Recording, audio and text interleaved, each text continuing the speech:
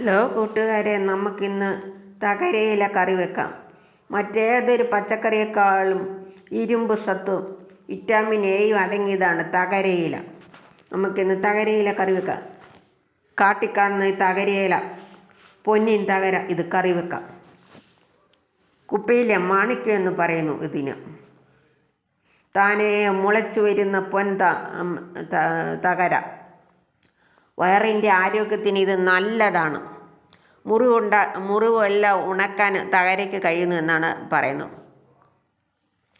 പഴയ കാലത്ത് ഉള്ള കാരണവന്മാർ, അപ്പനും അമ്മയൊക്കെ ഈ തകരയില ധാരാളം കറി വെച്ച് തരുമായിരുന്നു മക്കൾക്കൊക്കെ.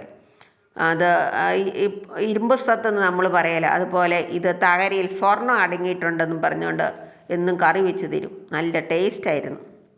ധാരാളം ഫൈബർ അടങ്ങിയിട്ടുണ്ട് ഇതിൽ. വിത്ത് എടുത്ത് വെച്ച് നമുക്ക് കൃഷി ചെയ്യാം. പോഷകസമൃദ്ധം, രുചികരമാണ് തകരയില. നമുക്ക് കറി വെച്ച് കഴിക്കാം.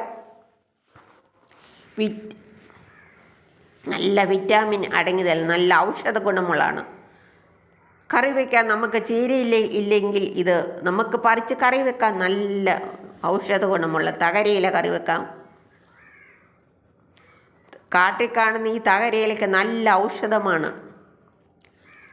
തകരയില തന്നെ പല സൈസുണ്ട്. പൊൻതകര, ആനത്തകര.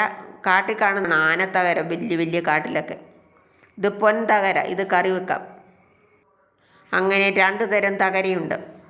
മഴക്കാലത്ത് പുഴു വരാൻ സാധ്യതയുണ്ട്. അതുകൊണ്ട് നോക്കി പറിച്ചെടുത്ത് കഴുകി വൃത്തിയാക്കി നമുക്ക് ഇത് കറി വെക്കാം. ഇതിൻ്റെ തളിരിലയാണ് കറി വെക്കുന്നത്. എനിക്കിത് ഇഷ്ടമാണ്, അതുകൊണ്ട് ഞാൻ ഇളം തണ്ടുകൂടെ കറി വെക്കാൻ എടുത്തിട്ടുണ്ട്. ധാരാളം ഫൈബർ അടങ്ങിയതല്ലേ. കണ്ടോ, കാട്ടിൽ എന്തേരിയാ നിൽക്കുന്നതെന്ന് നോക്കിയേ.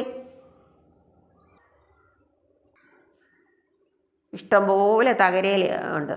ഇതിൻ്റെ തളിരില നമുക്ക് കറി വെക്കാം. നല്ല ടേസ്റ്റാണ്.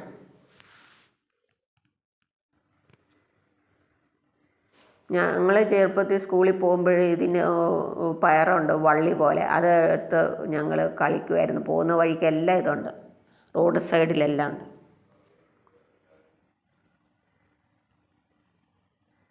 കണ്ടോ, ഈ തളിരയില നല്ല കറി വെക്കാൻ.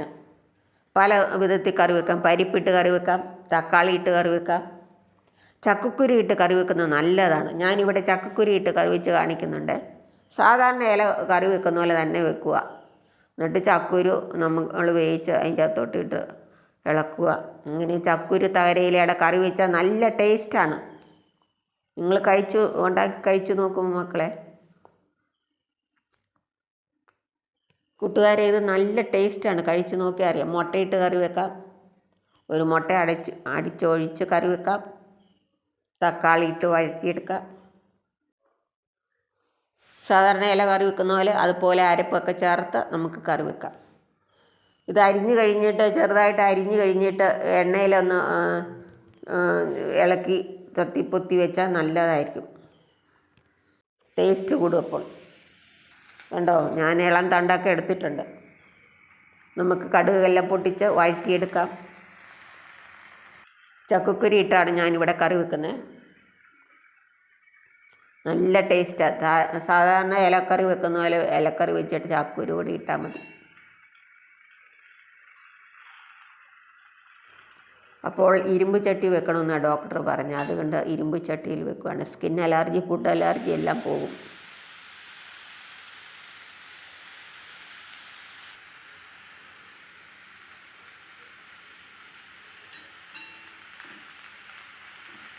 ഞാനിവിടെ ഇല വഴറ്റി കഴിഞ്ഞിട്ട് ആണ് അരപ്പിടുന്നത്. ചിലർ അരപ്പാണ് ആദ്യമേ വഴറ്റുന്നത്. ഞാനിവിടെ ഇല വഴറ്റി കഴിഞ്ഞ് അരപ്പിട്ട്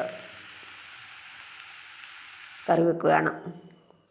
നല്ല ടേസ്റ്റാണ്. നിങ്ങൾ ഉണ്ടാക്കി നോക്കുവിൻ. ചീരയിലയില്ലെങ്കിൽ നമുക്ക് ആ കാട്ടിലിറങ്ങി ഇത് പറിച്ച് കറി വെക്കാം. ഇത് നട്ട് മുളപ്പിക്കാം, കുരു പാകി മുളപ്പിക്കാം. തന്നെ ഉണ്ടായി വരുന്നതാണ്. ആദ്യത്തെ മഴയത്ത് തന്നെ കിളിർത്ത് വരുന്നതാണ് ഇത്. നടണമെന്നൊന്നുമില്ല, എല്ലാ റോഡ് സൈഡിലുമൊക്കെ കാണും, കാട്ടിലൊക്കെ.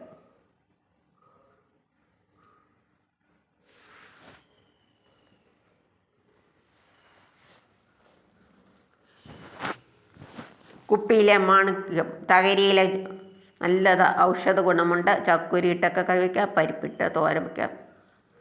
കർക്കിടക മാസത്തിൽ കഴിക്കുന്ന 10 ഇലകളിൽ ഒന്നാണ്. 10 ഇലകളില്ലേ കർക്കിടക മാസത്തിൽ കഴിക്കുന്ന 10 ഇലകളിൽ ഒന്നാണ് തകര. അതിന് പറിക്കുമ്പോൾ ഇഷ്ടമില്ലാത്തൊരു മണം വരും, ഒരു മണമേ. എന്നിട്ട് കറി വയ്ക്കുമ്പോൾ ഒരു മണവും ഇല്ല, നല്ല ടേസ്റ്റാണ്.